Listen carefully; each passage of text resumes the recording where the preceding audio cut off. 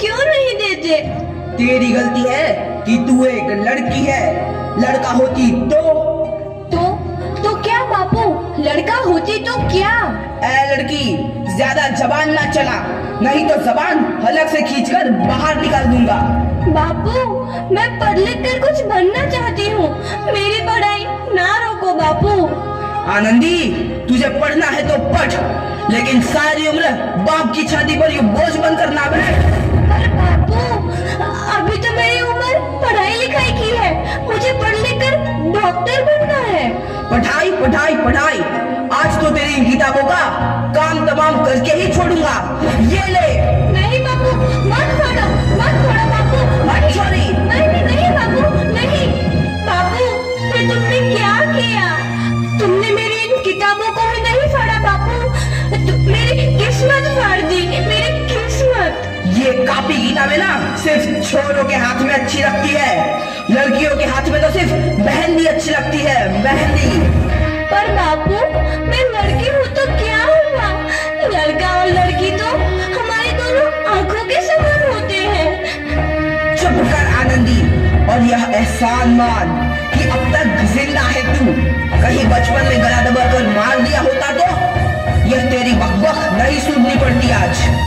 पर बापू, मुझे चूल्हा जलाना अच्छा ना लगे है। देख छोरी, जितना जल्दी हो तू सीख ले। और हाँ, तेरा ब्याह तो होगा, वो भी कल के कल। अपना जीवन है तुम्हारी यह कहानी, आंचल में है दूध और आंखों में है पानी। मुझे माफ कर दे बेटी, तेरे बापू के जिद के आगे मेरी एक न चलेगी। माफ कर दे बेटी, मुझे माफ कर दे। इस प्रकार मात्र 9 वर्ष की छोटी उम्र में आनंदी का विवाह गोपाल राव जोशी से हो गया। बाल विवाह एक सामाजिक कुरीति है और इस कुप्रथा का शिकार होना पड़ा आनंदी को। 5 वर्ष बाद आनंदी 14 साल की हो गई है। उसके घर एक शिशु ने जन्म लिया है। देखते हैं आगे क्या होगा।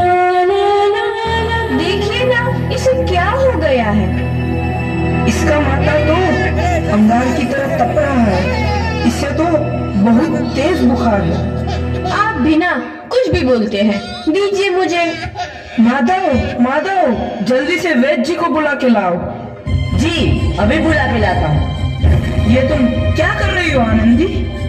भगवान की विभूति लगा रही हूँ। बस करो आनंदी, ये सब अंधविश्वास है।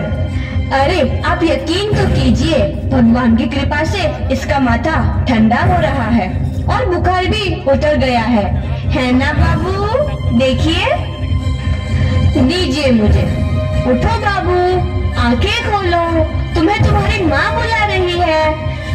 आंखें खोलो, देखिए ना इसे क्या हो गया है, आंखें भी नहीं खोल रहा। आंखें खोलो बेटा, आप चुप क्यों है? आंखें खोलो बेटा, आंखें खोलो। आनंदी, हमारा बेटा कभी आंखें नहीं खोलेगा। नहीं, ऐसा नहीं हो सकता। मेरे बेटे को मुझसे कोई नहीं छीन सकता, कोई नहीं छीन सकता। पागल मत बनो आनंदी। माधव,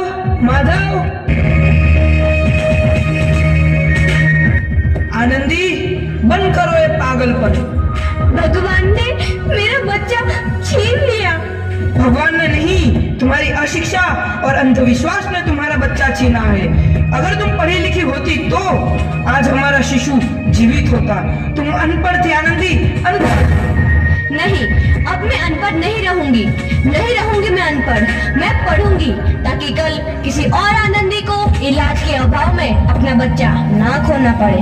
शाबाश आनंदी, और यही तुम्हारे अपराध के लिए प्रायश्चित भी है।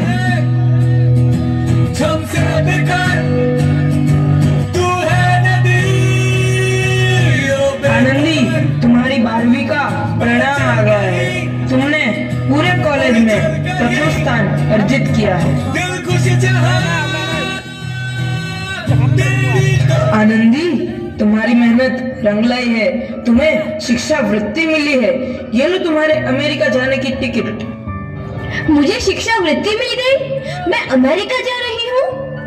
पर ये सब मैं अकेले कैसे कर पाऊंगी? दी, अपने आप को इतना कमजोर क्यों समझ रही हो?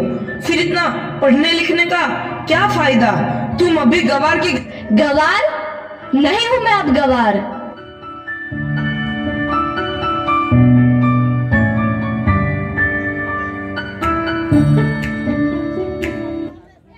तो इस प्रकार 7 अप्रैल 1883 को आनंदी अमेरिका के पेंसिल्वेनिया के लिए रवाना हुई और 3 साल बाद उन्होंने डॉक्टर ऑफ मेडिसिन की उपाधि प्राप्त कर ली।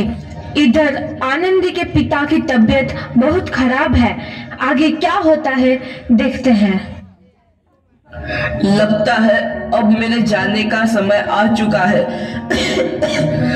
अब मैं नहीं बचूंगा। ऐसा मत बोलो। शहर के सिटी हॉस्पिटल में अमेरिका से डिग्री लेकर कोई बड़ा डॉक्टर आया है, एक बार वहां चलकर दिखा लेते हैं। हाँ सही बोला भैया, कम से कम दिल को तसल्ली तो मिल जाएगी। हाँ हाँ चलो चलो जल्दी हॉस्पिटल चलते हैं।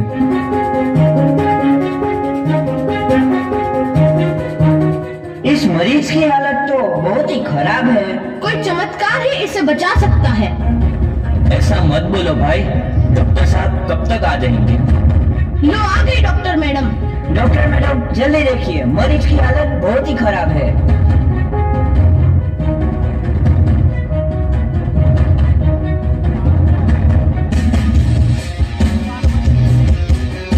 अब आप बिल्कुल ठीक हैं। मौत के मुंह से आपको बचाया है डॉक्टर मैडम ने।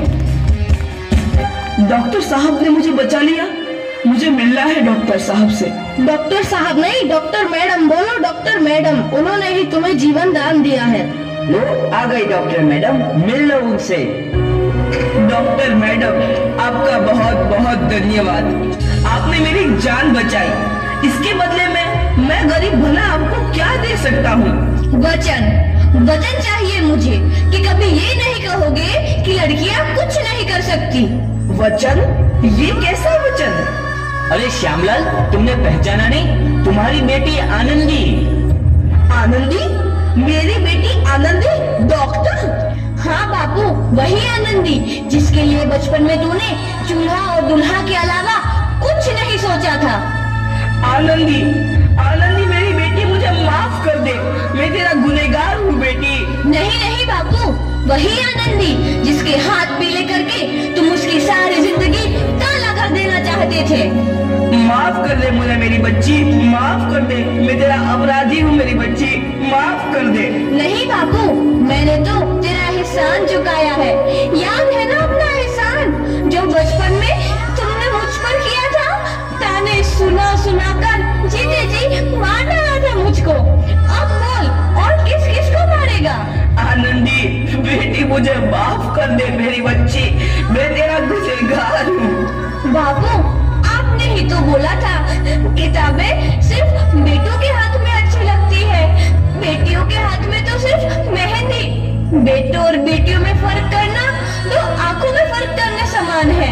एक का पढ़ना और दूसरे का ना पढ़ना सामाजिक अंधकार है बापू, सामाजिक अंधकार। उपकार मांगता हूँ मैं तुझ जैसी बेटी का, जिसने सारी उम्र मुझसे कुछ ना मांगा तो सिर्फ बराबरी का दर्जा। वरना सच तो यह है कि मैं तेरी माफी के लायक भी ना हूँ। मुझ जैसा बाप तेरी बराबरी कर सके उसके मैं लायक भी ना हूँ मेरी बेटी, मैं लायक भी ना हूँ। अपने बापू को क्या माफ नहीं करोगी आनंदी? माफ कर दो आनंदी, माफ कर दो। सुबह का भूला यदि शाम को घर लौट आए तो उसे भूला नहीं कहते। बापू। तो इस प्रकार आनंदीबाई जोशी ने अपनी मेहनत